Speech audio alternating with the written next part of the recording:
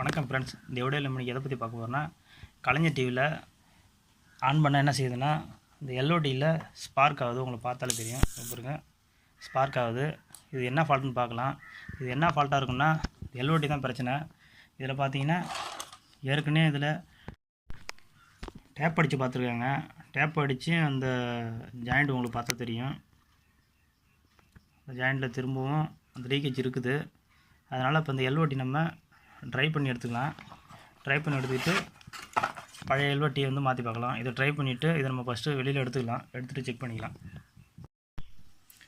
இதில் பார்த்தீங்கன்னா இந்த பழசு இருந்ததாக ட்ரை பண்ணி எடுத்துட்டேன்.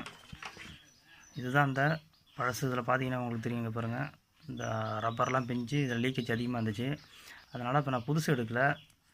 இது பார்த்தீங்கன்னா இது பழசுங்க பாருங்கள். இது இந்த ரொம்ப லூஸ் கனெக்ஷனுங்க பாருங்கள், ஆடிட்டுருக்கு.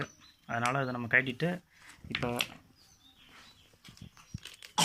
பழசு ஏற்கனவே இருந்ததில் ஒரு போர்டில் பழசு ஒன்று கேட்டிருக்கேன். இது என்ன ஒர்க் ஆகிட்டு இருந்தது தான்.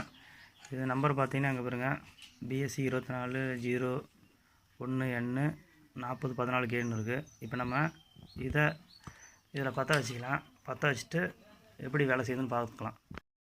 இப்போ பார்த்தீங்கன்னா இந்த எல்ஓடியை மாற்றிட்டு கரெக்டாக எல்லா லைனிங் கொடுத்தாச்சு. இப்போ நம்ம போட்டு டிவி ஆன் ஆகுதா, அந்த சத்தம் முன்னாடி அந்த ஸ்பார்க் வருதா அப்படின்னு செக் பண்ணி பார்த்துக்கலாம். அதில் இப்போ நான் வந்து மெயின் ஒயரை சொல்லிட்டேன். இப்போ இதில் எந்த ஸ்பார்க்குமே வரல. டிவி ஆன் ஆகிருக்கான்னு பார்த்துக்கலாம். பார்த்தீங்கன்னா டிவியே ஆன் ஆகிடுச்சு. இப்படி தான் ஃப்ரெண்ட்ஸ் இந்த எல்ஓடி ஃபால்ட்டுன்னா சரி பண்ணணும். இந்த வீடியோ உங்களுக்கு பிடிச்சிருந்துன்னா லைக் பண்ணுங்கள், ஷேர் பண்ணுங்கள், கமெண்ட் பண்ணுங்கள், சப்ஸ்கிரைப் பண்ணுங்கள். தேங்க்யூ.